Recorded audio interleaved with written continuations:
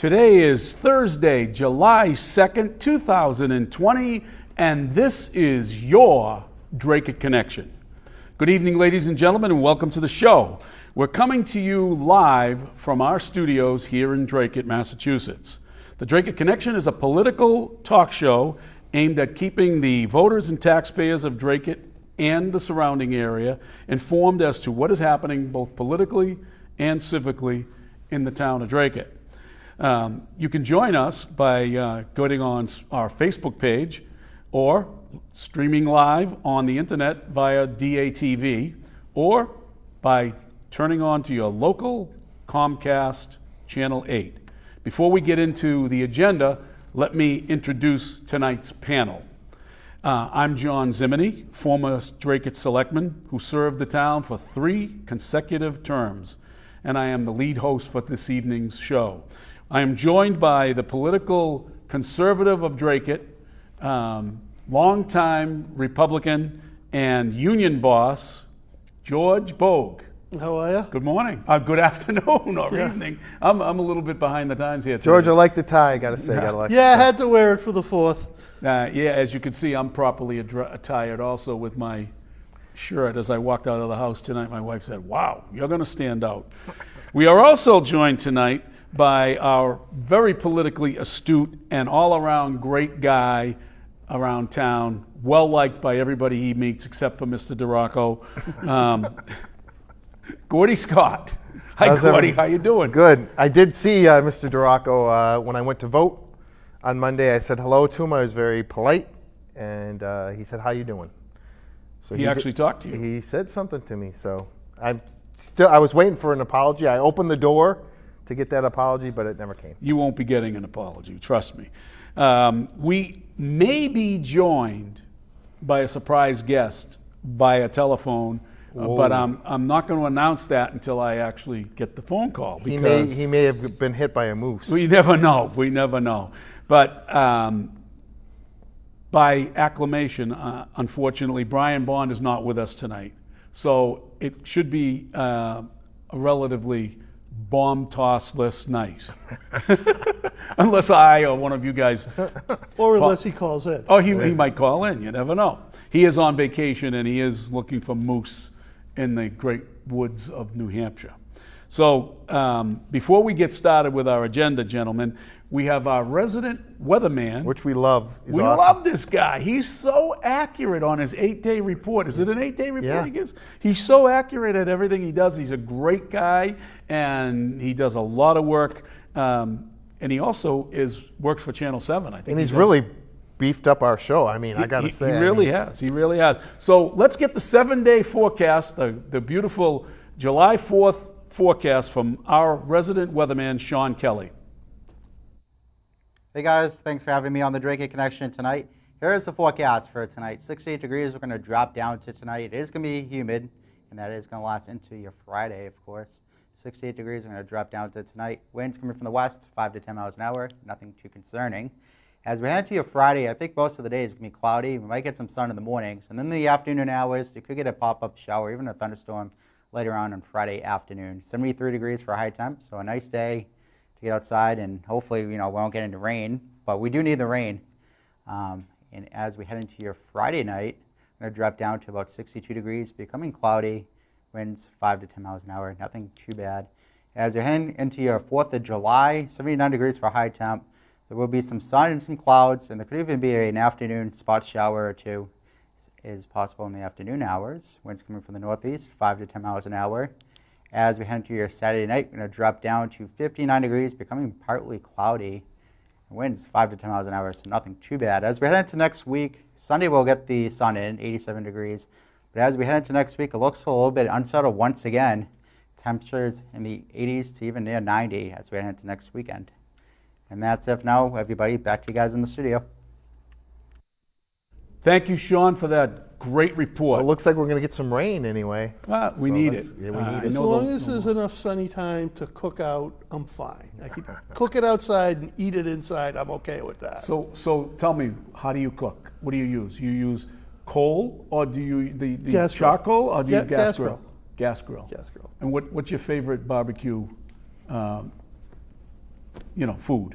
I like steaks, but hamburgers and hot dogs are fine. Sausages. No, you're not a chicken guy, George? I'll cook chicken, all of it. Yeah, but I mean, a nice steak on the grill is the best. Yeah, we But cook when there's company over, we do the hamburgers and hot dogs. Yeah, We're there not you buying go. because you're steaks for cheap. everybody. Because you're cheap. Cheap. Yeah, exactly.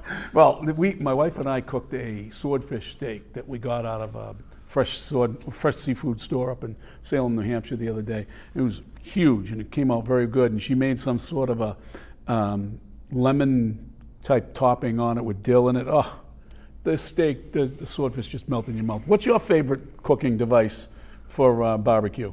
Do you go old fashioned, old school? I used to have a grill, Yeah. and we had a bad storm and it got smashed by a tree. Tree fell right on top of it, and since then I haven't gotten a new one. So I just cook on the stove. You don't have a grill? I do not have a grill. It got destroyed, and I never bought a new one. Gordy, the American way.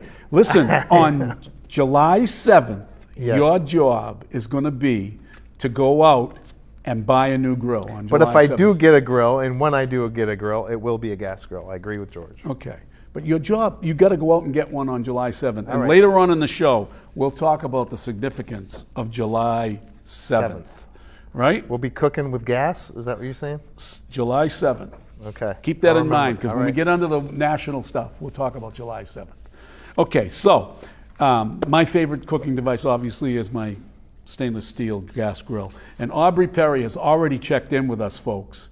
She is a faithful watcher of ours. She follows us all the time, and she likes my shirt. Thanks, Audrey.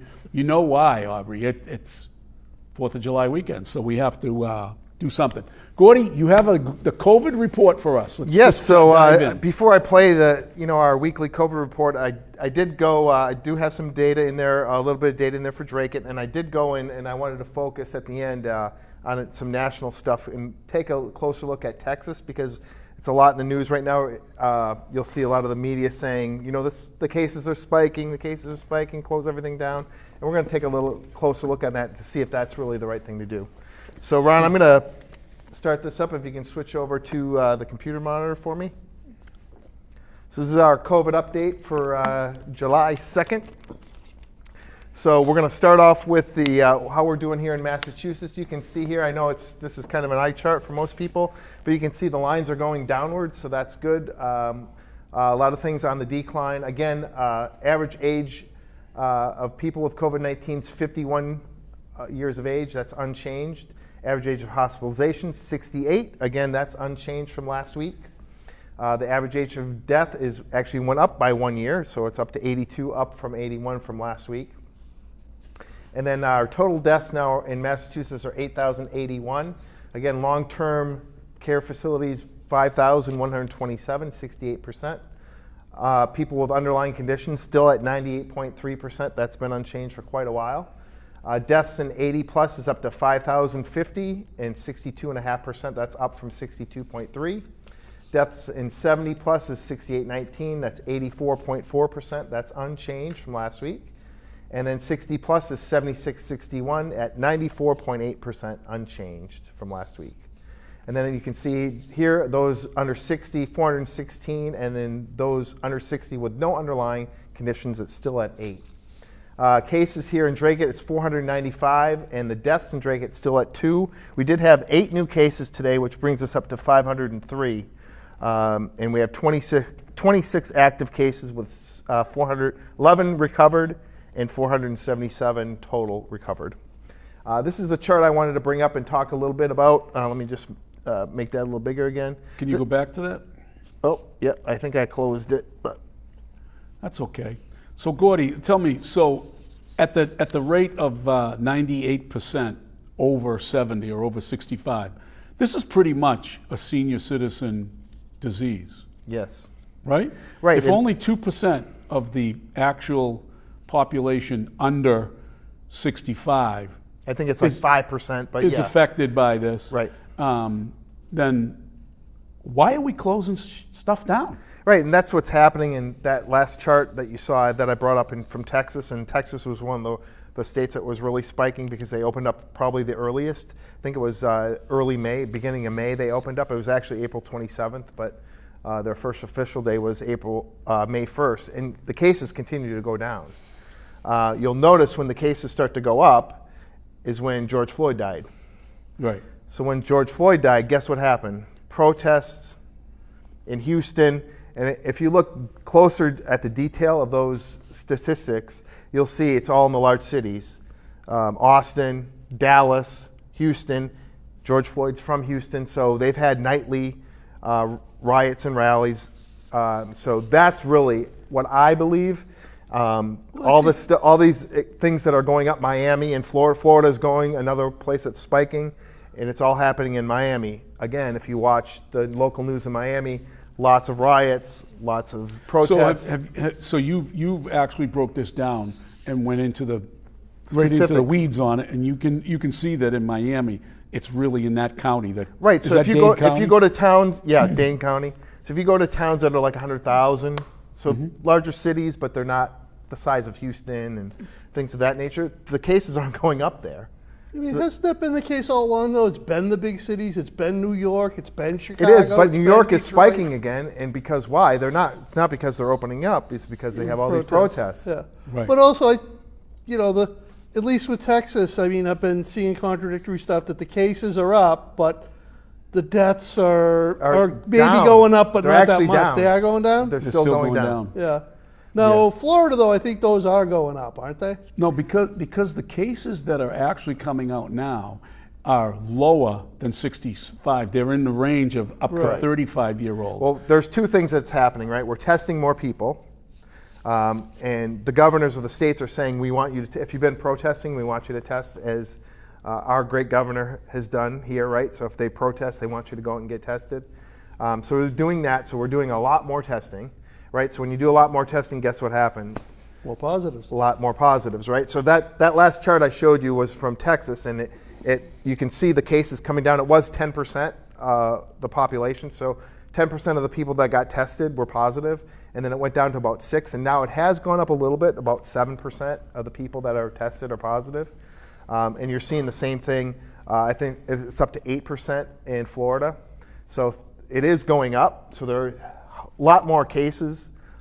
There's no doubt about that, but the percentages aren't going up at an alarming rate. So what are the hospital rates aren't going up at all? So that's the thing is they say the hospital rates are going up, the hospital rates are going up. It's because they've opened the hospitals.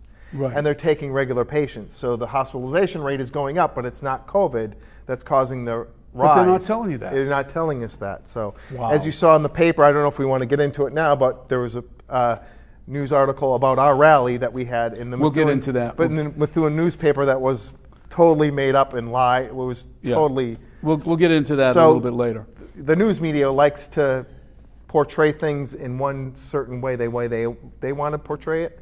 So I think they're trying to scare people. I don't know why you'd want to do that. We're one United States, so let's How just do you give the truth. explain, George, Utah, where they never closed, and their rates aren't going up? Well, they don't have protests. If you look South in Dakota's Massachusetts, another one, I believe. South Dakota. and you look in Massachusetts, our cases haven't gone up because if you look on the news, there's really no protest. Not a lot. Not a lot. There's been some in Boston on the weekends, but they're not daily like they are in New York So City and has Minneapolis. there been any spike in Boston at all? Yeah, there has been a slight spike. That's where all the cases are coming from Exactly, Boston. because it's in Boston was Right. where the protests, Right. majority or of the protests if, were. and the people that are from Dracut may be going into Boston, Right. participating in the rallies, coming back, and then getting tested, and then Right. So people from the suburbs are going into Boston where the protests are, and they come back and they Now, contract the virus. I thought of an idea that those of us that have been really sticking by the quarantine rules and regulations, so to speak, and following the mask and all that stuff and social distancing like we are in the studio here tonight, I thought we should all get tested, because wouldn't that drive the rate down? Right, the percentage. Right, which is absolutely. what they're really basing it on. So I'm advocating for all of you who watch us faithfully and have been doing the right thing, and all of us to go to CVS, because you don't have to have symptoms to get tested. And the other thing it's is, self-testing, by the way, Yeah. at CVS. and the other thing is too, is the people that are positive. You can, as you can see in the deaths and the hospitalizations, they're not rising; they're actually going down. Correct. So it's younger people I think in Florida, I think the average age is 29 or 30 of those that are contracting the virus. So the average age is going way down. In Boston, as you saw from our numbers, 51 is the average age. Right. And in Florida, it's in the 29 or 30. So you can see a lot of the younger people are getting it, but they don't even know they have it. They're not getting that sick. They don't even realize they have it. So they're just carrying the disease. So Brian Bond said that we need to start a GoFundMe page for you to get a new grill. Yeah, that's a good- grill, yeah. That's a good idea, Yeah, Brian. that's a good idea. If he is watching out on the mound. And Aubrey Perry and Frank say that they use this as a date night on Thursday nights. They go out and they take takeout, eat in the car, and they turn on the cell phone and watch Oh, us. that's great. And I'm going to tell you something, Aubrey. Frank, you cheap son of a bee, take her somewhere nice, for crying out loud. Yeah, things are starting to open. You gotta have to fork out some cash soon. Come on. And then we had Ken Cody is calling us from out in God's country, and he's out in East Michigan, and he tells us the cases, there's 281 cases and 2 deaths. The county is pushing to drive up the testing. I mean, you know, he's in West Michigan. That's Gretchen Whitmer, right? What's that? That's Gretchen Whitmer's statement. Yeah. But if you were, I want to bring just one more thing before we close on the Sure. COVID. If you remember a few weeks back, probably almost a month back, Wisconsin lifted the restriction on the bars, and everyone just went in with no mask, and we're hugging everyone and going in and drinking. And so the cases didn't go up in Wisconsin. In Milwaukee, Wisconsin, which is a huge city, 24th largest in the country, cases are going up in Milwaukee, but the rest of the state, they're not going up. So, and these people had no masks, went into the bars, were drinking. So everyone said, I made a post on Facebook and said, well, let's see what happens. And there has been no negative. Wow. Because the issue was in Wisconsin, it's so rural that there wasn't really many cases to start from. So they're not picking those, it doesn't spread because this just isn't prevalent. No, So- exactly. Well, in Milwaukee, they're probably having protests there. too. Exactly. So that's why the cases are up. That's my point. My belief is these protests are what pushing these numbers up. So if we possibly could stop these protests and these riots, if we get those shut down. Again, Seattle's another one. The cases went way up. You saw it with CHOP. CHOP was there. People were in the streets walking around, all close together. So that's what happens when that kind of stuff happens. So let's talk a little bit, let's switch gears for a minute and talk a little bit about the town elections, because people have been asking about that, and it's fresh on everybody's mind, and it just happened Monday. And let's talk a little bit about, you have some graphics, I think? Yes, Did you put I do. Gordy put some graphics Yeah, together. Ron, if you so- can bring up the computer screen again, I'll just. So let's bring them up and, So what I wanted to do is just put together, I was just curious, so I did a FOIA request on how many voters actually exist in Dracut, because I didn't really know. well, you know, and I'm shocked by this number because I thought it was closer to 19,000, but go ahead. Yeah, so I put these together. So Democrats, we have 3,355 in Dracut. Republicans, 1,454. And I was very surprised at unenrolled. I knew there was quite a bit, but I was surprised about this number. 7,531 people. That unenrolled. explains why we're a more conservative town. Right. Right there. That explains it. There's So we more only people who are unenrolled because they have, I'll bet you 50% of them at one time were Democrats, because I'm one of those unenrolleds. Yeah, I am too. So, and I was a 45-year Democrat. So that is a very interesting statistic there. Someone who wants to challenge somebody in the Democratic Party should look at that, unenrolled, and that's where you target the vote. Right. And that's where you get, because right now I think Democrats are in trouble across the country, but you wouldn't know that by the national press, media. yeah. So you can see we have 12,340 total enrolled voters. So let me bring this up. Next page. So this is how many votes were placed in the election this year, 2,952, which is 23.92%. That's to me, that's a high number, because we usually get between 18 and 20%. So that's a good number for something that is happening during this time. And George, what do you think made that number go up, given that we have COVID and that we had all of the precincts moved to one location? Well, I think a lot of people did mail in too, though. Well, first off, Go ahead, George. 2 open seats Yep. 5 candidates, you know, I mean, they're all decent candidates. Some ran bad campaigns. So, I mean, there was a big change vote out there, I think. And, you know, as I say, there was two uncontested seats. So, you know, it was kind of spaced out. I mean, Allison won overwhelmingly. You know, Heather was competitive, you know, with Allison, but still a few hundred behind. And then, you know, Phil ran a good race, but, you know, again, all the votes tallied up by who spent, like top, like 1 through 5 spending finished 1 through 5. So that might have had something to do with it. You know, Joe Espinola, you know, did fairly well considering I didn't think he ran a very visible campaign. No. You know, I mean, he finished 4th, but, you know, he was about 500 behind Heather. But George, Joe Espinola, I think, relied on his name recognition, Right, from and being his at the vote. popularity. Right. And I'm thinking, if I'm Joe, I'm looking at that number and I'm saying, He could have done better. wow, I should have done a lot Yeah, I better. mean, if just based on he that. really didn't raise any money, he didn't spend any money. You know, he didn't do anything on Facebook that I saw except comment on other people's posts. And So yeah, I mean, if he'd been out there and maybe did a little bit more, yeah, he could have won. Or, you know, could have finished 2nd. And what do you, if you're Phil Tebow, what are you thinking of right now? I know he's our friend and it's difficult Yeah, to no, I talk like about. Phil. I think but he'd be a he's- great selectman, but you know, I lost twice and decided I'd had enough of it.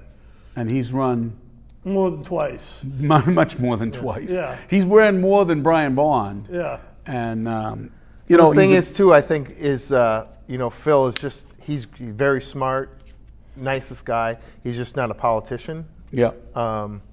And he's not Yeah, I the mean, kind of guy that's going to go knock on the doors and shake hands and And kiss again, I mean, babies. you know, I didn't see a lot from him on Facebook or social media. Thank God none of them did robocalls. All 5 of you, I thank you from the bottom of my heart that there were no robocalls. But, you know, I mean, I got a couple of mailings from him, which are good. I mean, you should do mailings, but mailings alone ain't going to do it for you. That's why in this environment, he should have done robocalls. Because I think people would have accepted them a lot better now than they would have if everybody was doing them during a regular normal cycle and you're knocking on the doors and you're getting inundated. But I think it would have been more, people would have been more aware that there was an election and that that one candidate. Listen, Allison Janest did a great job of campaigning. Yeah, she did. Even the way, even with the way of the COVID, she was gangbusters in January. In the middle of the winter, she really went strong. She did a lot of things, and she kept pushing and pushing and pushing. And then COVID happened, and then she couldn't do anything, right? But I think that her campaign was doing a lot of phone calling and doing, keeping in touch with people through the social media and what have you. Hey, listen, a lot of people do not like her husband, Brian, because he's kind of rough around the edges. But if you understand Brian, you can like him, right? Yeah, You've you're had a fine lot with of him, dealings man. with Brian, and I've had dealings with him. I mean, he's kind of cursed. He was kind of him and I went at it a little bit at the polls because I know he's upset that I didn't support Allison, and I didn't support Allison for one reason, and that was the only reason was the connection to the Lucky Vizina and the Joe Dracut connection. This is a very rare occasion when I'm on the same page with Warren Shaw, right? So, and I did not support her for that reason. One of the things I want to point out that she pointed out to me, I said that in the last time we had our show, I said that the connection with Lucky Vizina is evident because a lot of Lucky's what you call sign locations are where Allison Janest had put a lot of signs. So she immediately, who said she doesn't watch the show. I don't believe that. I'm going to say I believe her, but when you hear that we're saying something about you on the show, you do try to find out what we're saying on the show, right? Right. But she went out of her way to make sure. She said to me to point out that she had 118 signs out, and of the 118 signs, she personally called 93 of them. Don't quote me on the number, 93 or something like that. And she personally got those sign locations. The fact of the matter is, many of them were still locations that were Lucky Vizina and that whole Town Hall West group. And when I mentioned Lucky Vizina, and I really don't want to get off on a rant too much, but it has to be said, it isn't really Lucky Vizina that does the work. It's Gail Flaherty that does the work. She's the workhorse in that group that makes the phone calls. She organizes people to come down there and make phone calls. So they do have a pretty good operation going on. And as far as their lawn locations, they have good locations that they've had for years. But if you knock on their doors, and it was pointed out to me today by another politician, that if you knock on that door, those people will more than likely allow you to put a sign on, because non-lucky candidates have been on certain locations, and I'm one of them. So he doesn't own the locations, but because they know these locations are available, they're first to jump on them, and they get, but most people, if they put one, they'll put another sign on it. So I'm going to say that I believe Allison made those phone calls and got them, but I also believe, and she did say to me that she's going to prove to me that she's not being controlled, which we'll get into that a little bit later. So One thing that I want to say, go ahead. Like you were saying, this would be a good year for robocalls. I hate robocalls, but like you say, like Allison personally called, Right. the lucky people actually called. A person calling for That's a a lot different, candidate yeah. is a lot different than a robocall. Exactly. Even I if you agree. don't want to talk to the person, at least it's a real person. Yeah, I'm not interested. Thank you. Bye. As opposed to just this annoying thing that just clogs up your answering Waits machine. for 4 seconds before you say hello. Yeah. Do you know what the mail-in number was? What the absentee number was? I didn't get I know because I know Phil had over 1,000 votes and he had only 920, 960. I think we posted on Facebook the Yeah. original numbers. Yeah, But so he had the- he had 1,025 at the end. So we don't know how many. I'd like to know that number of how many actually. We don't call it. It's really not mail-in votes. It's absentee Absentee, yeah. votes. And so that's different than mail-in votes. Right. If we'll get into that mail-in vote stuff when we talk about the national issues. well, we have a as couple go more on. results I wanted to Yeah, just go right ahead. Ron, if you can bring up the screen again. So question one was the big one. They increased the CPC tax from 2 to 2.5%. So here you can see the results here. So 21% of the people voted yes, and almost 72% voted no, and there was 7.25% blanks. Believe it or not, it was kind of, when I looked at the ballot when I was voting, I noticed that it was kind of, at the bottom, and Yeah. it didn't really, catch your attention. So it would be easy to miss. I thought that number was going to be a little higher, to be honest with you. And then here we had the Housing Authority. Tom Bommel was the only one running. He got 81% of the vote. A lot of people did not even vote, 518. People didn't put anything I in. generally don't vote in uncontested races. Yeah. And then we had 42 write-ins, which was 1.5%. The next one was the school committee. Renee Young won with 2294. That was only 77% of the vote. So again, almost 600 people didn't vote at all. They put a blank. So that was almost 20%. This one was interesting, I thought. The library trustee, because Linda Truville, you can see an asterisk there, she was the only one on the ballot. So she received the most votes, obviously, with 2294, but you can see the blanks.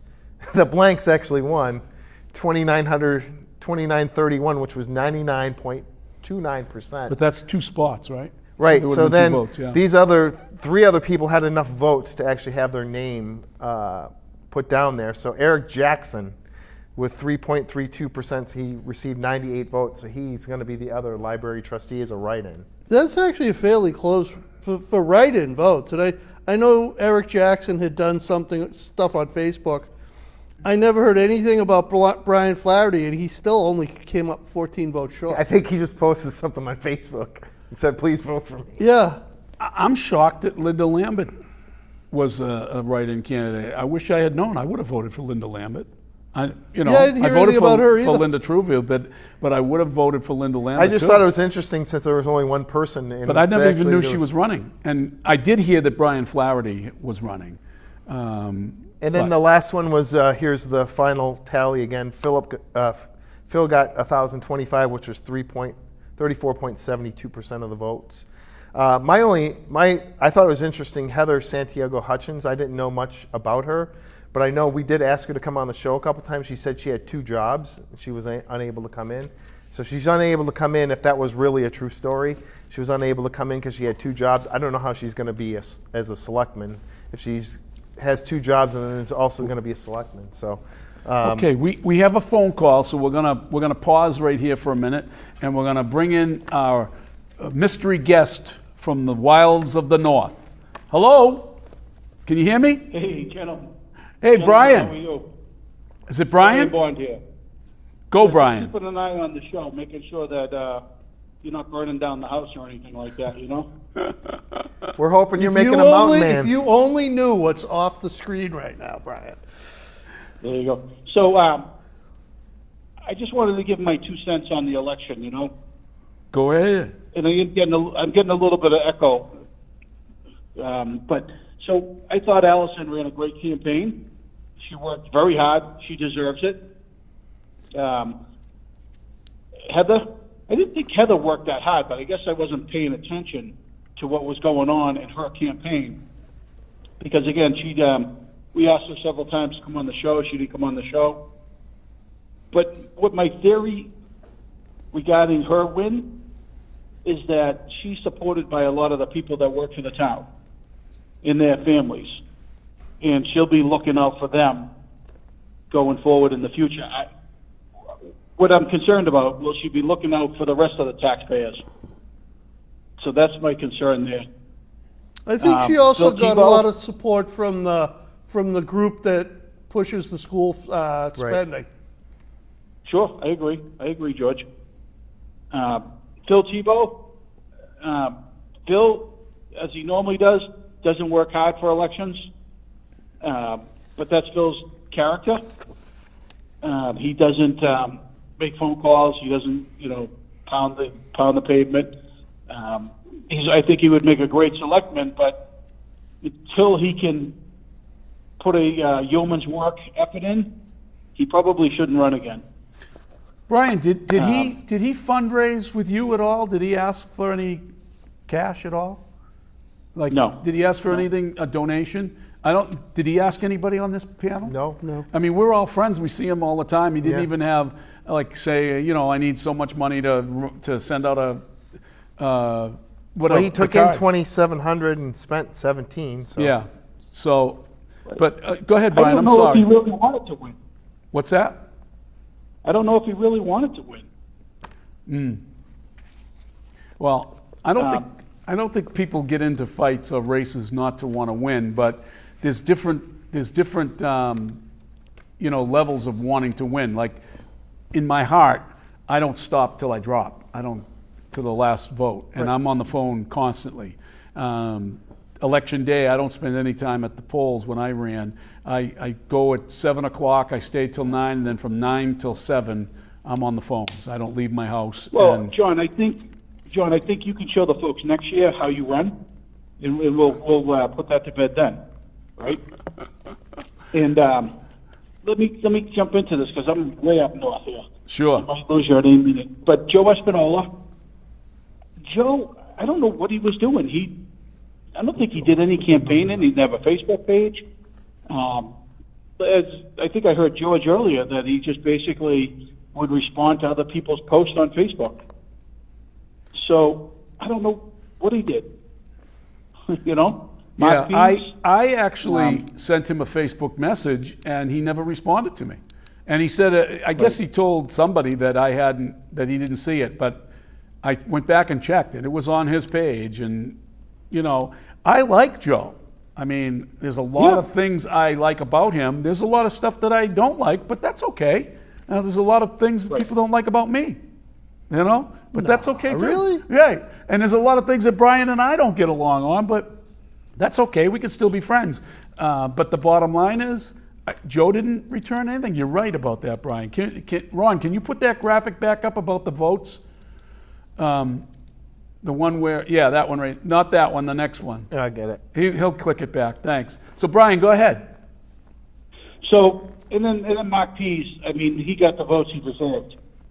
You know, he ruffled the last feathers, and just, you know, he didn't know where he was going with anything. You know, what I gotta say is, like in 2009, how we at the Dracut Connection stopped the stormwater fee. We also stopped the 25% tax increase on the community preservation. So we can hang our hat on that this year. We did a great job, once again, helping out the taxpayers. And without that effort, I think it would have passed. Well, because nobody knew it was even on the ballot, or nobody would have known that it was on the ballot. So Brian, you want to stick around and talk a little bit more about, look, we're going to talk about fundraising for a minute. And well, Jordan, I'd love to chat with you, but I'm sitting with my beautiful bride, and I'd rather spend time with her. okay, Brian. Thanks for calling, Brian. Thanks for calling in. Have And fun. tell Mary we said hello. Have a great, Yeah. have a Enjoy great the weekend. trip. Will do. Bye-bye, Enjoy. Brian. So, John, we do have the numbers up here, how much each candidate received and spent on the campaign. And as George said, the top two, Well, it's exactly 1 through 5, the way it yeah. ended up. yep, the way as much money as they collected that's how the vote went as well. So, interesting. It was also interesting that Allison spent, I noticed she spent, I think, George, you have some more details, but Allison spent $1,200 on CAP, yeah. WCAP on advertisements. So maybe that's the winning strategy. I don't know if that is. I think there's other things she did. So did anybody do any analysis about where the $11,735 came from?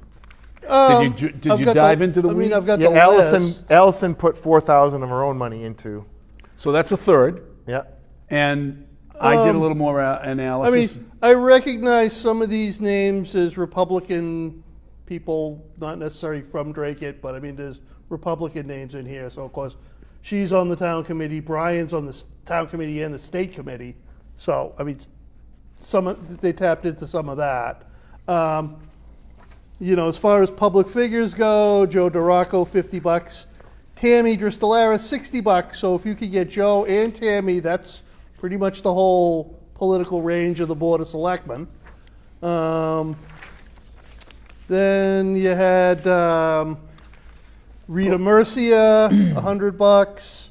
The Pangiotakases, $100 each.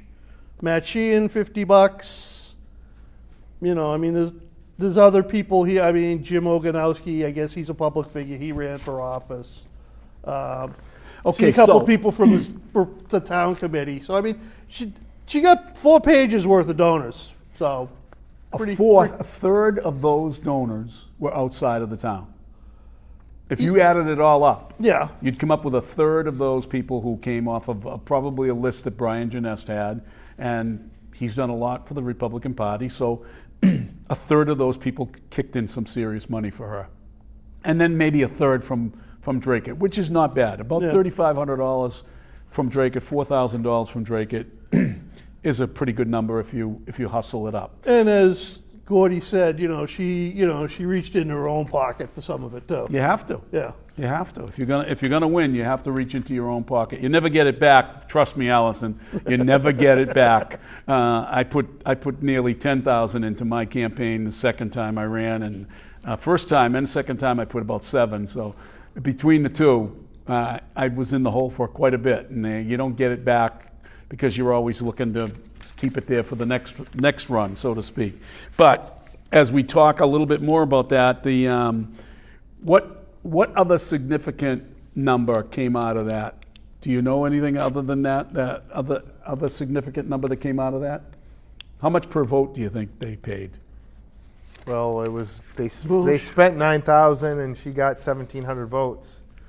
So that's $50 $50 a vote. a vote. So. That's about right. It's about right. So let's look at there anything else? Mark Pease didn't raise a lot of money. But he did get a lot of- $450 he got. Yeah, so, and he got what? And he spent 200 votes? yeah. And yeah. So Johnny Joyce can actually say that he did better than Mark Mark Pease. Pease, yes. And he'll never let you live it down, right? Never let him live it down. And as Brian said, the CPC question, you can attribute to us bringing out some awareness on that particular question. I wonder if there might be a time to really think about whether that should be reduced or not. Well, I think know? the problem you have with that is anyone that goes to reduce it, Mr. Shaw or someone else could go up and say, let's increase it to 2.5. Well, you can down that if you do a campaign properly and you go to Right. town meeting and you put the people in the seats that you need to put in the seats, the conservative people that don't want to pay that tax. If you build it up to do that, you can do it. It's just like anything else. The school people went and now they come. They're more aware. There's going to be some things that are going to happen. Now let's just talk briefly about. We talked about the wins and losses. So now we have 2 new selectmen. And where do you think that's going to go in terms of their obligations? Heather, I think it was you that pointed out that the school people backed her heavily. Now, it's one thing to run and win. It's another thing to govern. Do you think she's going to try to make a push, George, to use more free cash towards schools? George, we It's can't have hard- dead air. Let's go. It's hard to project out just because the budget's such a mess this year. Now how that affects next year's, maybe for next year's budget when they're planning that. Right. But for this year, I don't see any extra money for anything. Well, this year's budget is set. That's already set when we talk about town meeting. They're going to be reassessing it in November town meeting. Right. But it's pretty much set. Yeah. It's not going to get better. Yeah, exactly. It's not going to get Yeah. better. So next year, will she be pushing, or will she be pushing in November to take some of that free cash? Because there's almost $3 million, I think, in free cash. Yeah, that's not much, though. Well, it really isn't. It's When okay. your bond rating, Right. you need that for your bond rating. If you go dip into that much more, No, I agree. So let's talk a little bit about chairmanship, because the first major vote the 2 newcomers are going to have is the chairmanship. So now you have Jesse and Joe DeRocco on here. They're together. And Archinsky's on the other side. He lost an ally in Tammy. So you now have a split vote here. Do they want Archinsky to be the chairman in the next year? Does Jesse want to be the chairman in the next year? Does Joe want to stop Archinsky from rising to the top and being the chairman in a year when he is going to possibly run for re-election? now is there any rules against being? You can stay the chair as long as you No, want. there's no rules against it. There's no rules. There's no against- term So limits. I foresee Jesse staying as the chair. Would one of the 2 newcomers be interested in it? That would be a mistake. Yeah, they don't know. I don't think They don't have the experience to run a meeting. It's a lot different in the corporate world, as you know, than it is in the public world. The rules are a lot different, and it's going to take them a little bit of time to get used to those rules and get up to speed on them. Now, I'm not saying they couldn't, Right. but that would be a mistake on their part. But here's what I think is going to happen. I think that Tony Archinsky probably deserves to be the chairman. Yes. Jesse looks, sounds, and acts like he's burnt out. He's been there too long on the chairmanship. He did a horrible job during the COVID. I can't see His Joe leader- DeRocco doing it though. And Joe DeRocco will never take it because it'll show his I don't think inability he's to smart- function. I don't think he's smart enough to take it. Yeah, he's not. He's definitely not. And one of the reasons is Joe can't be the puppet master in the background When you're in charge. when you're the chair. Yeah. So at this point now, I want to bring up. I wanted to talk a little bit more about the chairmanship before I go on to the video, but the chairmanship is going to be an important vote for both of the new members, and it's going to show right where Allison Janest might be, because if Jesse wants to be the chairman, and Jesse and Joe do not want Archinsky to be the chairman, then they need the third vote. And the third vote might be Allison. Allison Janess. I don't know if Warren Shaw won't whisper in Heather's ears, because Heather was Warren's candidate. And we know the split between Joe and Lucky and Jesse and Shaw, that I don't think Shaw wants either Joe or Jesse to be the chairman. Shaw said it many times, as we did. There's a serious lack of leadership on the board. So would you want to go back and hire Jesse as the chairman again when he didn't do a good job? I think in the Tony last- Archinsky should be the Yep. chair, and he deserves to be the chair. But Yeah, he has to get He's voted gotta get the to vote. I agree with you with that, but, like I say, well, maybe, let's say Tony's running, say Jesse doesn't want to run. Now, you say, you're probably correct, it would be a bad move for one of the two newcomers, but if you're Joe Dracut, Correct. what other option do you have? Right, and it's a very good point, George. And then Allison will because step in. Allison he might say, Allison, why don't you be the chairman? And I think, personally, that she probably would do a decent job. It wouldn't be hard for her to do it, but I think it would show that her ego might get in the way. Because Well, especially as a if you- newcomer, you should not be the chair. You need Right. to know. She herself said she's a political newcomer. She's certainly new to the town government. So she needs to get her feet wet before she jumps in because it could set her up for a disastrous run Right. if you're not careful. But Joe could put it in her ear, and that could be an important issue on whether she's either controlled or she's letting her ego get in the way. So, but I don't see her as that, but we'll see. Time will tell. You have something else to add? No, I mean, I agree with you that, when you're new to something, you should probably keep your mouth shut and stay in the background for a year. Yeah, wet your palate a little bit. Okay, so we're going to get into a little bit about we're going to replay the video that we had about the exchange between Joe Dracut, where he bashed DATV, trying to take away our civil rights as freedom of speech, because, Gordy made a very good impassioned speech in our last show, and maybe we'll get him to do that again, that Joe was really taking away, trying to take away jobs from DATV employees and what have you. So Ron, can you cue that up and let's run that for a couple of minutes, about 8 minutes long, and then we'll get into the final run to the end here.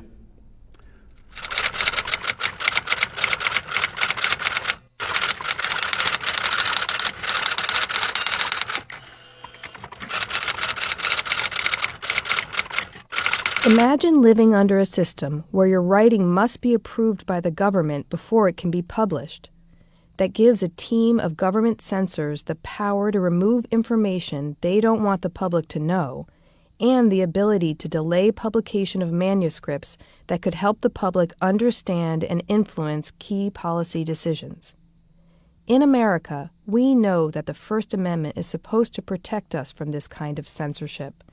We have a right to speak our minds and to hear what others have to say.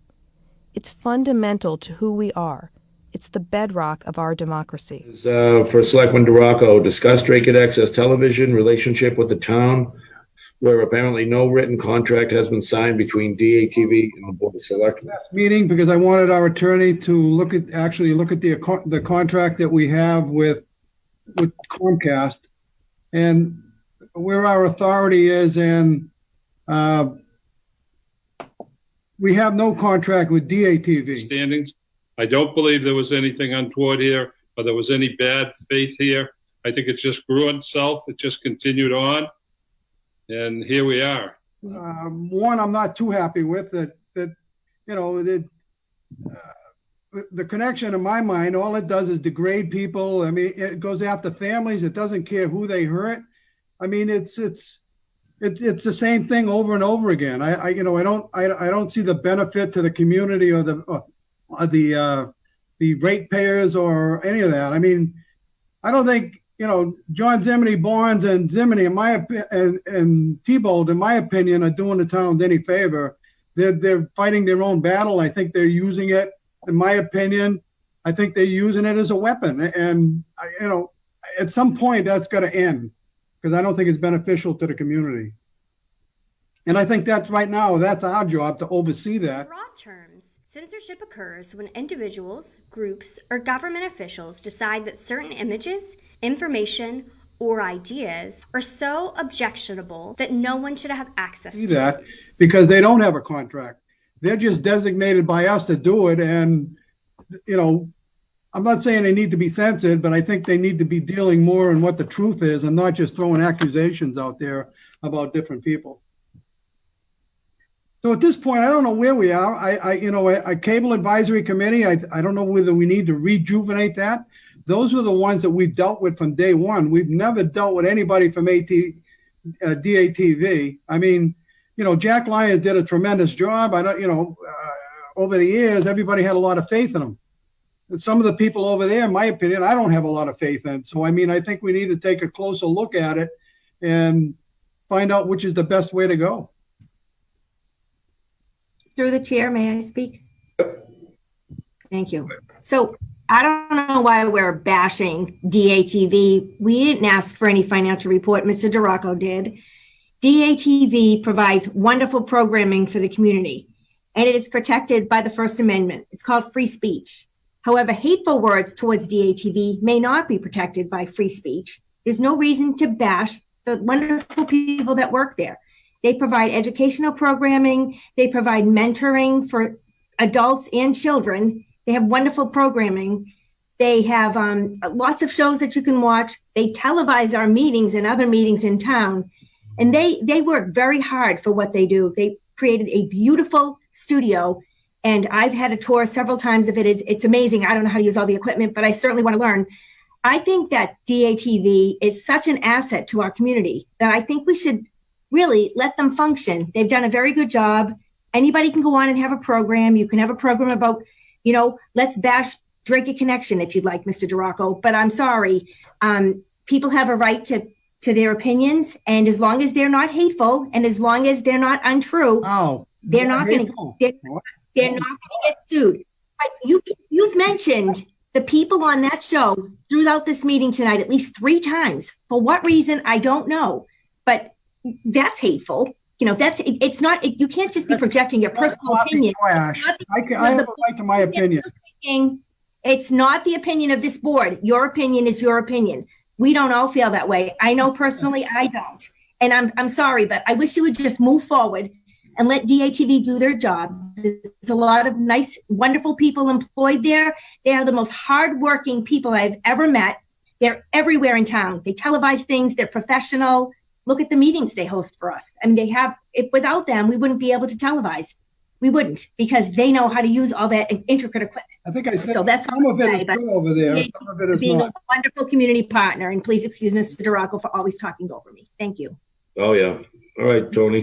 Mr. Chairman, if I can just opine, you know, I've listened to town council talk about a whole bunch of, things that may or may not happen. I'm just a little bit confused. I mean, you know, we talk about we should have a contract with them. A contract to do what? I mean, what has it got to do with us at all? There's a paragraph in this contract, it's about 12 pages, that says responsibilities of the town. And another page or two, responsibility of DATV. And it gets into what they have to do. Like DATV in the contract that I was presented, and it goes on and on and on about what they should do for programming, how they should have diversity, and it really outlines what their activities are. And then they certainly don't have any authority on public programming. The First Amendment is clear. The town of Dracut has a lot of authority on governmental and education. We can actually set the bar of what we want in those particular 2 fields within reason and with the mutual agreement of the Access Corporation. I think. Well, I just want to say that, you know, I hesitate to dictate to a nonprofit agency what they should or should not be doing relative to the First Amendment. You want to talk about lawsuits, Council? No, you can't do that. We know that, and that says that in this document, the town would agree that we could not affect their First Amendment rights to programming. It's very, very clear in this document. I don't disagree with that statement. I didn't object to it. I think it's pretty plain. They have a First Amendment right to their programming. Anybody can go on there and present a political view or comment. that probably is going to be protected by the First Amendment unless it's actual malice, a mean-spirited, violates, Sullivan v. New York. I mean, if they go way overboard and start lying outright, and they know it, and they're reckless with the truth, well, yes. I mean, you could do something. That would not be covered by the First Amendment. Right, and I think that there's even a higher threshold for those of us that are politicians. Much higher. You have to show actual malice and higher. Yeah. So a contract wouldn't get rid of a program that somebody doesn't want, because I think that's the agenda. No. For me, it's because you don't like it. You can't. It's free speech. You'll get sued. So you don't want to open the lawsuit up to the town up to more lawsuits, Mr. Draco. You've already done enough damage over the years. All right, shall we move on? Thank God you're leaving. Wow. Tammy Dristolaris was an all-star Yep. during her last Tony meeting. Archinsky was great Yeah, too. Tony was good, Archinsky yeah. did a good job, too. So, Gordy, what do you want to say? You have anything else to say about it? Well, I'm still waiting. I'm hoping that Mr. Draco will do the right thing and give us an apology. He can call in. Our number shows up on the screen if he Yep. wants to call in, and I'm hoping that he'll give us an apology, because you can't use your power of office to try to intimidate or try to make people quiet with your power. It's an abuse of power. So he should read that. I hope he does read that and understand what that means. And he just does the right thing. And hopefully, if he apologizes, I'll forgive him. Never will. Never I'll will. forgive George? him. I mean, we get this all the time about these vague accusations. All right, Joe, if we're lying, tell us. What are we lying about? What are we doing wrong? Right? Whose families are we attacking? Put up or shut up. Absolutely. Absolutely. It's an attack when we tell the truth. Yeah. Whatever it is. And of course, bringing in families is an old school thing to try to get people to say, "Oh, they're attacking families. They're attacking my kids." No, we only tell the truth, and they know it. I mean, so we're talking about the town election. I mean, I've got right here. I've got the finance reports. I've got the vote totals from the town clerk. I printed them out this afternoon. I mean, these are facts. We're talking about facts. We're giving our opinion about who ran a good campaign, who ran a bad campaign. But all right, that's opinion. But again, we've all followed politics. We all, can comment on it. And, what have we said that's wrong? It's the intimidation factor. That's what he does at town hall. That's what he does with his opponents. He tries to intimidate them. This group is not going to be intimidated, so don't try. So, George, let's move right on and move into town meeting. Okay, so Phil was wrong. Phil says Dracut Town meeting is 90 minutes every year? Well, this year was 24 minutes and 22 seconds. Couple of changes. No voice votes. Everyone was raising their hands or standing.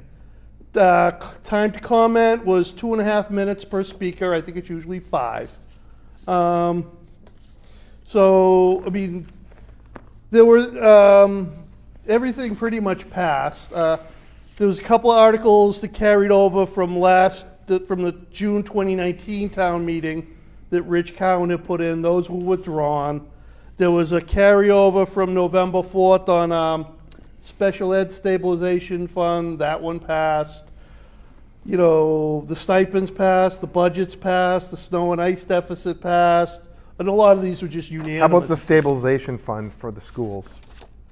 I think I'll get to For special education, that one passed. And they put $200,000 from free cash into that. Yeah. So they did spend a lot of free cash, I noticed. You're gonna see a lot more of that, and that's gonna be a problem. Well, on the budget, they're going to revisit it at the November town meeting because they're still unsure exactly how much money they're going to get from the state. They anticipate about $2 million less in revenue than they usually get. Essentially, level funding is what they're hoping for, and that passed. Snow and ice passed, sewer fund, water enterprise fund, highway money, workers' comp and medical bills. the CPC appropriation that passed.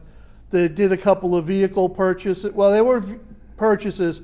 They're doing the final payment on a couple of previous purchases that passed. Fees and fines for Council on Aging, schools, and library that passed. They're referring to November, a school, number 14, what was that? That was, don't have 14, but that was from the school department. They're putting that off until November to vote on. That's another money issue. Another money Right. issue, so they want to make sure they have the money. The roofs were. I get to the roofs, they're at the end. 15 and 16 were dismissed. Number 17, they're purchasing some computers for the schools and some fitness equipment for the fire department. That passed. 18, A and B, with the Inglesby and the Brookside. Those passed, and what I thought was interesting is no speakers for or against. Nothing. Nothing. No. So the big one I thought on that, one of the most important warrant issues was the one on Richardson Road, where there was a piece of property that was not, it's contiguous to other property that is preserved, and that was their excuse to preserve this. But it's not something that was going to be built on because it didn't have enough frontage. And that went for $148,000. So we bought a piece of land that couldn't be developed, couldn't be farmed because it's a forest, right? And it's 4.5 acres, and we bought it. I don't even know if you'll want to go on it to traverse it. What would you do? Maybe go with Brian. We can go moose hunting. Moose, yeah, look for moose in the woods. But we paid $148,000 for a piece of property that we didn't have to. And there's hints that George said. Yeah, so actually that was the last one of the night. So just a little, as far as the selectmen recommends, Joe DeRocco, Allison Hughes, and Tony Archinsky were for it. Jesse and Tammy were against it. The only two speakers of the night were Bruce Cody, who is the chair of the CPC, came up and talked about it a little bit, and then Helen Dunlop, who was the chair for a very long time, as I recall. Mm-hmm. She came up, and she made it sound like this is the first step, and next year or the year after, there could be more land, coming from this. From that family, yeah. She also made an allusion, during her speech to, the importance of farming in Dracut and locally produced food and this and that, which she didn't tie it into this purchase because I don't think it has anything to do with it, but, it's kind of a boilerplate. It did pass. I don't believe it was unanimous, but it did pass. So we now own a piece of property that we didn't have to spend $150,000 on, basically. So let's move on to the next thing. And that takes it off the tax rolls. Takes it off the tax rolls, exactly. We don't gain anything. And they owed $9,000. I wonder if that got paid off. Which we'll never get. Did that get paid off, or was that part of the deal? I don't know. We probably never see it. If there's not a rule that they have to take that off the money they pay, it sure should be. Yeah, exactly. Well, maybe at the closing, that's an obligation they have to reduce that by. And hopefully we get to save $9,000 anyways. So I did not attend town meeting. Did you? No, I did not. Did you? I did not. No, I didn't attend it because my wife and I discussed it, and she was a little bit nervous that because of COVID, me being over, being in that group, I'm not compromised health-wise, but they consider me compromised because I had cancer 5 years ago, and my family was a little upset, so I had to miss it. But I did attend the Dracut Water Supply District, which was much smaller in scale on who was going to be there. And the social distancing was observed as it was at town meeting.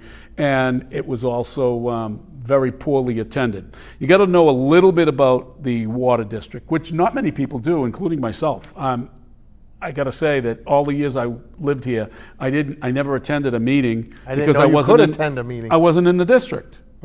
Right. And you don't have to be in the district to attend. You can be a guest and you can watch. But now that I'm in the district, of course, I'm going to pay more attention because I'm cheap and I don't want to pay more than I have to pay for anything, let alone water, right? So I went to the meeting, and pretty much there were 24 articles, and the articles were pretty boilerplates, you know, compensating balances and things like that, accepting things from last year and carrying over and what have you. There were a couple interesting things on there. One of them was the acquisition of property next to the property they have where they have the offices. And I don't know, they didn't explain why they wanted the property, but I guess they're in negotiations to purchase it. Not a bad idea in case of expansion in the future. I can understand that you would want to buy something around you or close to you. But they also bought some property in Tingsboro, or I think it's in Tingsboro, and that was related to the building of it's property they're going to need to build the water treatment plant, which I'm going to get into. Now, I did invite Bill Moran to come on and discuss these issues, because I got a little heated over it over the last issue, which I'll get into in a minute. But I also invited the chairman, Billy Z. Zielinski. I did not reach out to Bob Corey. I just didn't bother after the two weren't available to come. I figured the vice chair and the chair might be able to give us some insight into what they were, onto. And I will invite them again to come on and speak with us about the water, the Dracut Water Supply District, because I think a light needs to be shined. Let me preface this by saying all three of those gentlemen are friends. Now, all three of those gentlemen we've disagreed with, and I've disagreed with. And certainly I hold them in high esteem. But problems arise when nobody's watching. And down at the district, there is zero quorum. This is a problem, people, when there's zero quorum, because you know how many people were there to vote? 5. 20. Do you know how many people were there that were actual ratepayers that were not employed by the water district? 8. So the 12 employees that are paid by the water district are watched by the water district to make sure that you vote in favor of what the commission is actually trying to do. So they have to stand if there's a standing vote, and I insisted on a standing vote in the final vote. But a $17 million article went through with a voice vote without any discussion whatsoever. Nothing. Just what it was for. And it's for the building of a treatment plant. And the reason they have to build it is the wells, both in Dracut and in Tingsboro, have a high concentration of manganese, which means the Massachusetts EPA has ruled that they need to do something about. So rather than treating it or closing those wells down and then buying more water from a Lowell, they chose that they want to continue using the wells and build a treatment plant to the tune of $17 million. Now, what they really didn't talk about, and they kind of skimmed, they didn't even mention it until I asked, they skimmed over it, was what it's going to cost the ratepayers, because they have to borrow the money, right? So they're borrowing the majority of the money, and it's going to cost the taxpayers, the ratepayers, approximately a 5% increase each year. I didn't get how many years they're going to whack the ratepayers for that. But what really disturbed me is the final vote, which I'll get into in a minute. But the ratepayers are going to get whacked on that $17 million. They also voted themselves a pay raise. So now the commissioners are going from $3,500 a year to $4,000 a year, which I want to get into the weeds a little bit more, and I want to ask some questions about it, because they already get $3,500 up till this year, plus they get $936 approximately. I can pull it out right here if I look in a minute. About $936, let's see, I have it highlighted, for a stipend. And I think that's for some sort of travel. Is that for a cell phone or? Nope, they get a $420 stipend for telephone. Yep, they get $939.96 stipend, plus $420 for cell phone and $3,500. That comes to a total of $4,850 $59.96. Now, I'm not saying they don't deserve to get paid, but during COVID, you're going to raise your pay during the COVID when people are laid off. Some people aren't going to be able to pay their water bill. So next year, they're going to be making, with the stipends and the salary, they're going to be over $5,000, which leads me to think that if those two figures are included in a retirement fund, they Health can insurance? now be eligible for other things, for retirement and what have you. So it's $5,349. What about health insurance? They get health insurance, They I do? think. I think they do. Okay. Yeah, and 90% paid. But these are the questions I wanted them to come on and answer.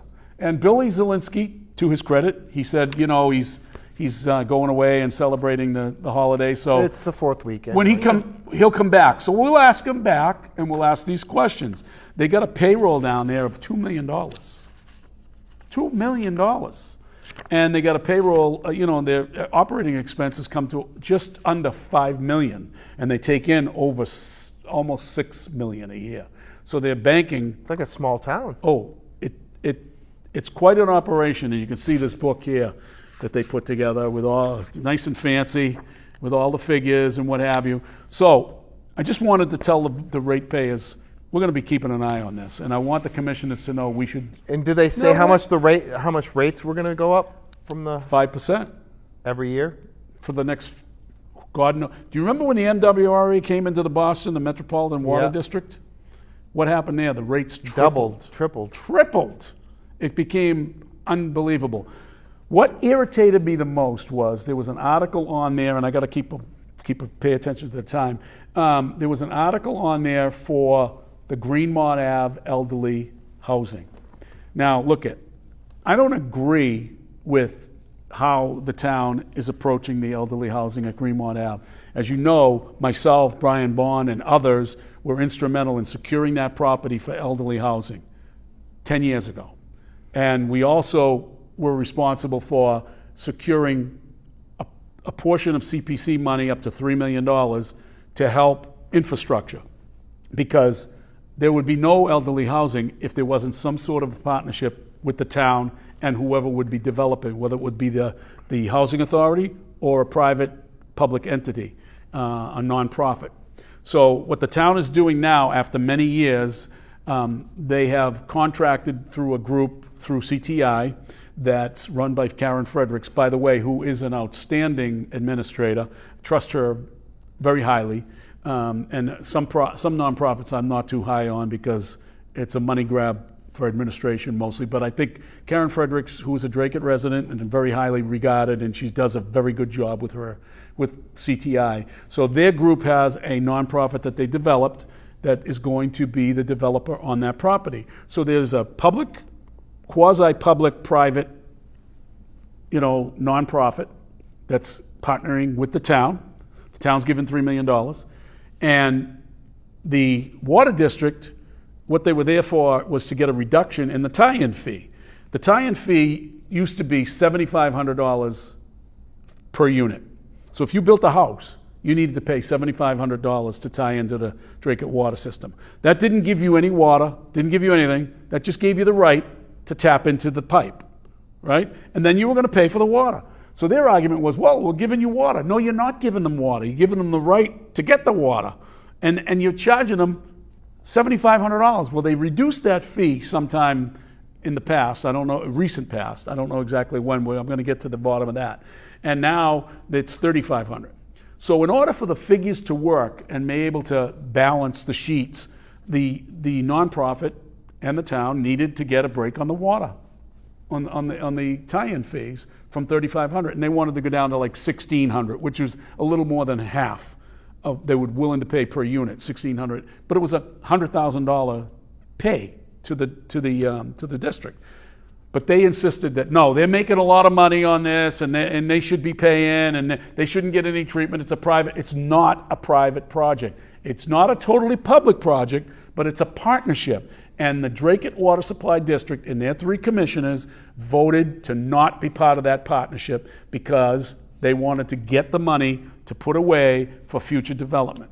and you know, for future development of the water system, which we'll get into more, and I'd like to get them on the show to talk. So we had a discussion about it afterwards. I was very upset about it. I did speak on it, and what upset me the most was the quorum, because out of 20 people, 8 residents had a fight to get a standing vote because there was a voice vote, and you couldn't tell from that voice vote, and it shouldn't have been a voice vote during COVID. I mean, town meeting didn't take a voice vote. They did everything by hand and by standing.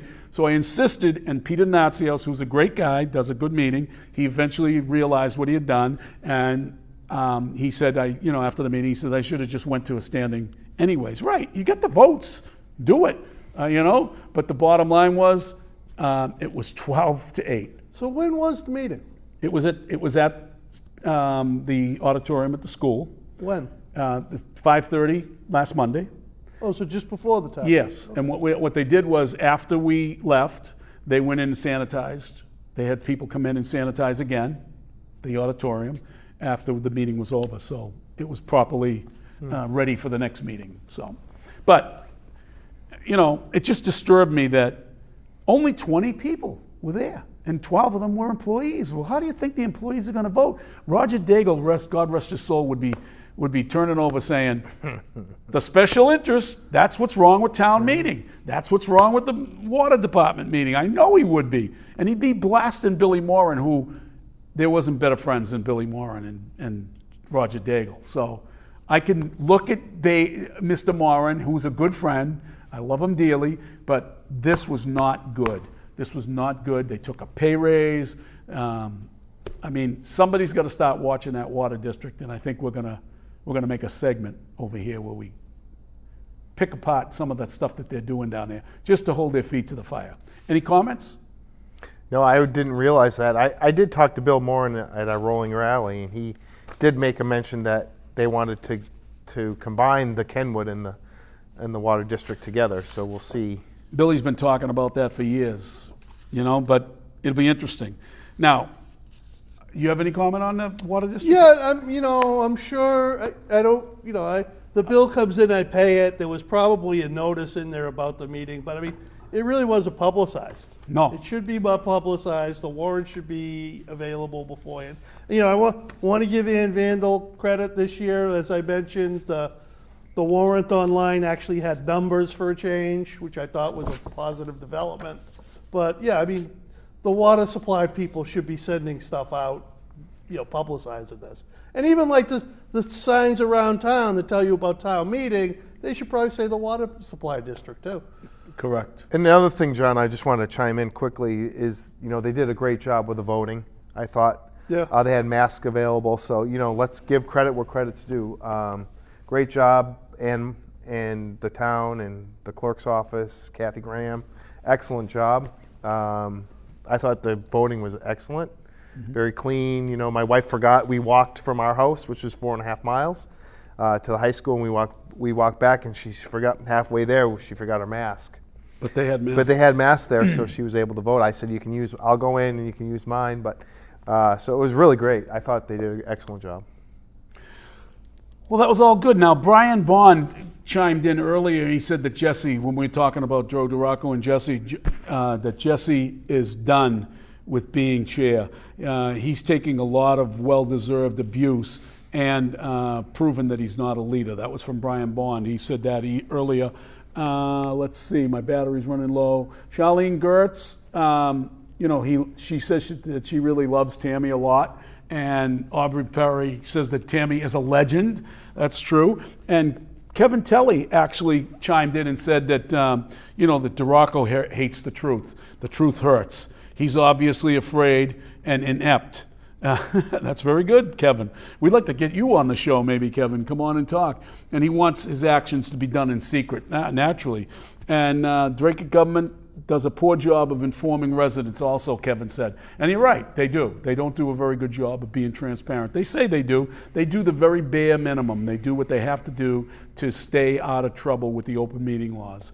And even then, we all think that they do some things that are not too above board, which we'll get into in the future, I'm sure. So let's move on to national politics right now, okay?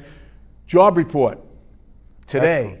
Did anybody pay attention to what the Yes. job report was? Yes. Gordy, you want to say anything? Well, I know there was 4.8 million more jobs, and the unemployment rate's I think at 11.1. 11%, yeah. Yeah. So. So last month I think was 2 million. So this is double last month. Yeah, it's almost 5. It was almost 5 million. So. That's good for the economy. That's good news. That's one of the key factors that you look at when you're looking at the economy. It's bad for who? Bad for Mr. Biden. And George, what do you think of Chuck Schumer and Nancy Pelosi getting on CNN today with their daily whatever and lambasting the president because he doesn't know what he's talking about, that the spikes are going up, this is a temporary thing, all doom and gloom with a report of 4.8 million jobs. That's all they do. That's all they know. So I mean, does anyone actually listen to them anyway? Schumer was saying, what bubble is the president living in? What bubble is Trump living in? I mean, if you keep listening to these two, it's like repeating something. It's like it's insanity. You just keep hearing them bash and bash and bash and bash every day since the day he came down the escalator. I don't know. I'm hoping that most of America is getting sick and tired of that game. Well, the other thing too is like, all right, the big thing that the whole country is looking at is police reform, right? Where is police reform? It's tied up in the Senate because the Dems don't want to vote on it, because if they vote on it and pass it, they don't have an issue for November. That's right. Absolutely right. What have they actually done other than impeach Trump? I mean, you have all these, freshman Democrats that ran against Republicans that they were going to be moderates and work with the Republicans. What have they done in a year and a half? Diddly squat. Exactly. Spent a lot of money Yeah, I mean, they can't shovel money out the window fast enough on COVID stuff, but it's actually going to, big corporations and things like that. It's not, they gave everybody $1,200 and, said, good luck. Another one's coming. Do you think there's going to be another one? Yep. I hope not. I really would like them to. The reason they're going to do it, and I think the reason they have to do it, is because they're going to cut off the extra money for unemployment. Right, but they're not going to keep that going. I don't think they're going to keep that going. Instead, they're going to give another $1,200. Well, that would probably be better than keeping the $600 going, Right. because you're finding out now that restaurants are opening, they can't necessarily get help because the extra $600, which I understand because. Well, what if you go back and then Charlie Baker shuts down the restaurants in 2 weeks? Right. Yeah. But you'll get back on that. The 600 ends. Well, that goes away at the end of July. Anyway. July 25th. Yeah. Yeah. But the bottom line here is if they are offered a job and they refuse it to come back, they're off they have to report it. The employer has to report that they refused the job, and they're off the PUA immediately. But like big chains would probably do that. If you're a local restaurant and you've got a long-term employee that you had to lay off that may have health conditions, and they're leery of coming back, you don't want to lose that person. So maybe you ask them quietly, hey, you want to come back? If they say no, you don't necessarily want to report it. And that's, I think, where most restaurants are, is those small, local, or you got a good bartender, you got it, or whatever you don't want to lose, right? So, Gordy, the national protests, have they been quelled? Are they quelling down now? I think most people are really tired of it, and the stuff with all of the monuments coming down. And well, I think it's good news. I just got a kick out of it because you see these protests now going to the mayor's houses, and you see these protests going into Beverly Hills against all these people, that have given money to the protests. And I heard that 4 of them got arraigned. It was 10 years or $250,000, and then some of the celebrities just paid their fine for them. You know what celebrity did that? They have them listed on the internet. There's like 3 or 4 of them that did that. So, but I do like they went in finally into Seattle. That was a great move there because they went to the mayor's house. Because they went to the mayor's house, and there were 4 murders, Right. 4 murders, and a dozen rapes. Yeah. I mean, it was way too. Did anybody on this panel have a chance to watch Hannity last night? Yes, I did. Hannity, if you can get on there. Oh, yeah, I know he interviewed. He interviewed the father of the kids 19-year-old that got killed. killed a week back on June 20th. And the mayor hadn't called, the police hadn't called. It was heart-wrenching to watch. It was heart-wrenching to watch. None of the people from CHOP or Chaz, Right. whatever you call it, contacted him to let him know what happened to his son. Today, the president made a phone call to this gentleman, and I'm sure it was a heart-wrenching call to be made, because if you watched it last night, it was riveting television. I mean, the man was, you could see that Hannity was visibly upset and affected by it. In fact, they did it commercial free, and he was on for almost 22 minutes, this guy, and alongside of his pastor. And it's just a shame. It's a guy that was trying to do the right thing by his son. And what it really illustrated is that this whole movement, the Black Lives Matter movement, and I'm not talking about Black Lives Matters, the meaning of that. Right. I'm talking about the movement. The organization. The organization itself is a bad organization. They're a bunch of commies. There's a communist. They're Marxists. And they're they didn't get admitted behind. I communists. noticed they didn't get behind this person. And where was No. Al Sharpton? No. Where was Al Sharpton to say, "Look at this poor kid"? Not there. Not Right. there. One thing though, that, like you alluded to, like people getting charged. Now the Justice Department's looking into this, and if they Trump has this thing that if you tear down a monument or try to tear down a monument on federal property, you'll get prosecuted. People don't necessarily understand that's federal time. That's not like Rachel Rollins lets you out the door as soon as you come in. Right. Generally the Justice Department's success on prosecution is like 90% because they have a tight case, and whatever you get in the feds, you serve 85%. You don't get, you don't get so good if you time. get 5 years, you're going to do 3 or 4 years. It's not like one of those states where it's 10 years or 250,000 or Right. a $250,000 fine. It's 10 years and a $250,000. Or you have the Massachusetts judge that brooms it and lets you plead it down. So and misdemeanor. There could be people looking at real time if this. Oh, yeah. So we got about a minute and a half left, and I wanted to circle around and ask you what was significant about July 7th. I don't know what this. I'm going to tell you what's significant about July. Do you know what's significant about July 7th? No. Well, July 7th is going to be a protest.